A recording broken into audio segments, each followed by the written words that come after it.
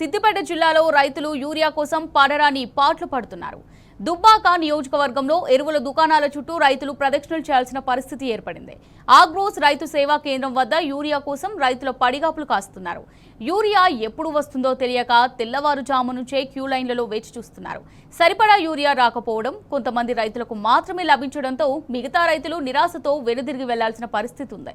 మళ్లీ యూరియా ఎప్పుడు లభిస్తుందోనని రైతులు ఆందోళన వ్యక్తం చేస్తున్నారు. లాభం లేదు రైతులు గట్టిగా కళ్యాణ్ ఫోటోలు తీస్తారు కానీ రైతులు ఇంగ్లీష్ ఇప్పటికి 4 గంటలు ఆయన వచ్చి ఇదివరకు ఇంతకుముందు ప్రభుత్వం ఈ ఆధార్ కార్డు జిరాక్స్ అది ఇది లేకుండే ఇప్పుడు ఆధార్ కార్డు జిరాక్స్ ఈ సంచులు కూడా దొరకడం కష్టమవుతుంది. మాకు ఇంకా ప్రాబ్లం బాగా అవుతుంది.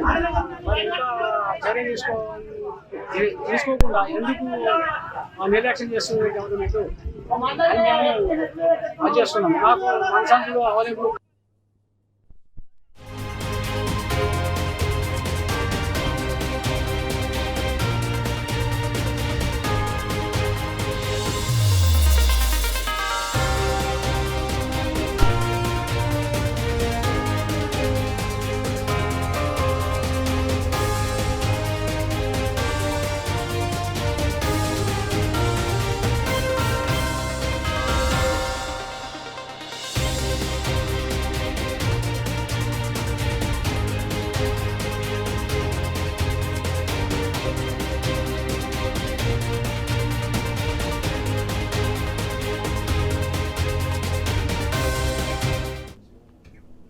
సిద్దిపేట జిల్లాలో రైతులు యూరియా కోసం పడరాని పాట్లు పడుతున్నారు. దుబ్బాక నియోజకవర్గంలో ఎరువుల దుకాణాల చుట్టూ రైతులు ప్రదక్షిణలు చేయాల్సిన పరిస్థితి ఏర్పడింది.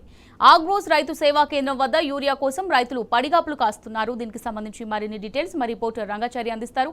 చారి, చెప్పండి, మరి యూరియా ఎప్పుడు వస్తుందో తెలియక రైతులు అగచాట్లు పడుతున్నట్టుగా తెలుస్తోంది. రైతు సేవా కేంద్రం వద్ద పడిగాపులు కాస్తున్నట్టుగా తెలుస్తోంది. మరి దీనికి సంబంధించి అప్డేట్స్ ఏంటి? అమూల్య, ఇది ముఖ్యంగా సిద్దిపేట జిల్లాతో పాటు అటు సంగారెడ్డి, మెదక్ జిల్లా, ఉమ్మడి మెదక్ జిల్లా అంతటా కూడా ఇవాళ గత వారం 10 రోజులుగా, నెల రోజులుగా ఈ యూరియా కొరతతో రైతులంతా కూడా రోడ్ల మీద ఉండాల్సిన ఒక దుస్థితి ఇవాళ నెలకొని ఉన్నది. ముఖ్యంగా రైతులంతా కూడా వ్యవసాయ పనుల్లో నిమగ్నమై వాళ్ళ పనులు చేసుకోవాల్సిన రైతులంతా కూడా యూరియా కోసం అటు ఆగ్రో కేంద్రాల వద్ద, ఆగ్రో తర్వాత పిహెచ్సిఎస్ కేంద్రాల వద్ద కూడా పెద్ద ఎత్తున బారులు తీరి క్యూల్లో నిలబడి యూరియా కోసం అవస్థల పాలవుతున్న పరిస్థితి కనిపిస్తూ ఉన్నది. గత నెల రోజులుగా ఈ తంతు కొనసాగుతున్నా కూడా ప్రభుత్వం నుంచి కానీ, జిల్లా అధికార యంత్రాంగం నుంచి కానీ, వ్యవసాయ శాఖ అధికారుల నుంచి కానీ కనీసమైనటువంటి స్పందన కనిపిస్తున్న దృశ్యాలు లేవు. ఎందుకంటే ముఖ్యంగా గత 4-5 రోజులుగా దుబ్బాక కేంద్రంలో ఇదే వరుస కొనసాగుతూ ఉన్నది. రైతులంతా కూడా ఉదయం తెల్లవారుజామునే 6 గంటలకు ఈ ఆగ్రో సెంటర్స్ వద్దకు, పిఎస్సిఎస్ దగ్గరికి వచ్చి వాళ్ళు క్యూల్లో నిలబడి ఎరువుల బస్తాల కోసం వేచి చూడాల్సిన ఒక దుస్థితి ఇవాళ మళ్ళీ తెలంగాణలో కనిపిస్తూ ఉన్నది. ముఖ్యంగా గత 10 సంవత్సరాల కాలంలో కేసీఆర్ సీఎం గా ఉన్నప్పుడు ఎప్పటికప్పుడు యూరియా అవసరాల దృష్ట్యా ఆ స్టాక్ ని ఎప్పటికప్పుడు తెప్పించి ఆయా ప్రాంతాలకు పంపించడానికి అవసరమైనటువంటి నెట్వర్క్ ని వ్యవసాయ శాఖ అధికారుల ద్వారా చేసి ఉన్నారు. లోకల్ గా ఉండేటువంటి ఎమ్మెల్యేలంతా ఎప్పటికప్పుడు నాయకులంతా, మంత్రులంతా కూడా మానిటరింగ్ చేసి వాళ్ళకు పంపించేటువంటి ఏర్పాట్లన్నీ చేశారు. ఫలితంగా రైతులు ఒక్కరు కూడా ఎరువుల కోసం ఇబ్బందులు పడ్డటువంటి దాఖలాలు గతంలో కనిపించలేదు.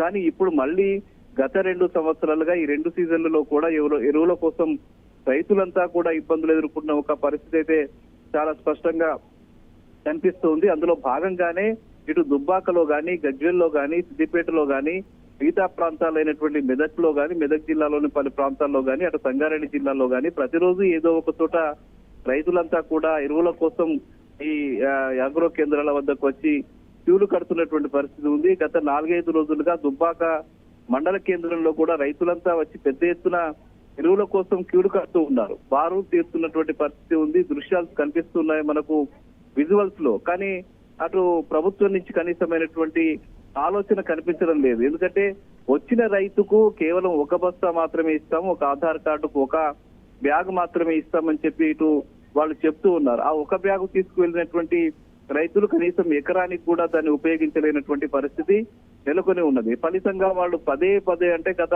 వారం రోజులుగా 10 రోజులుగా వచ్చిన రైతు మళ్ళీ తెల్లారి వచ్చి నిలబడాల్సిన ఒక దుస్థితి నెలకొని ఉన్నది. అంటే వాళ్ళు వ్యవసాయ పనులు చేసుకుని అటు వ్యవసాయాన్ని దున్నకాలు కొనసాగించడం, విత్తనాలు వేయడము, మిగతా వ్యవసాయ పనులు చేసుకోవడము ఇవన్నీ రైతులకు ఉంటాయి. కానీ గత వారం 10 రోజులుగా మిగతా ప్రాంతాల్లో నెల రోజులుగా అంతా కూడా రైతులంతా కూడా అక్కడ వచ్చి వాళ్ళ పనులు వదిలేసి ఆర్థికంగా ప్రతిరోజు ఏదో ఒక వాహనంలో వాళ్ళు రావడము, ఆటోల్లో రావడము, వాహనాల మీద రావడము, పెట్రోల్ ఖర్చులు భరిస్తూ అక్కడికి రావడము, ఇట్లా అనేక రకాల ప్రయాసాలు కోర్చి అక్కడికి వచ్చి రోజంతా కూడా క్యూల్లో నిలబడి సాయంత్రానికి మళ్ళీ ఊసురుమంటూ గ్రామాలకు తరలి వెళ్లేటువంటి పరిస్థితి ఉంది. ఇంతసేపు నిలబడితే కూడా వాళ్లకు కనీసం ఒక 100-150 మంది రైతులకు కూడా ఎరువుల బస్తాలు ఇవ్వలేనటువంటి ఒక దుస్థితి ఇవాళ నెలకొని ఉన్నది. ఈ ఫలితంగానే ప్రతి చోట ఈ క్యూల్లో నిలబడి రైతులు ఇబ్బందులు ఎదుర్కోవాల్సిన ఒక దుస్థితి నెలకొన్నది. ఇప్పటికైనా ప్రభుత్వం స్పందించి రైతులకు అవసరమైన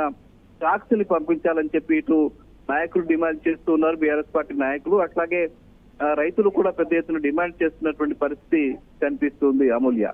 right, thanks for the updates Rangachari.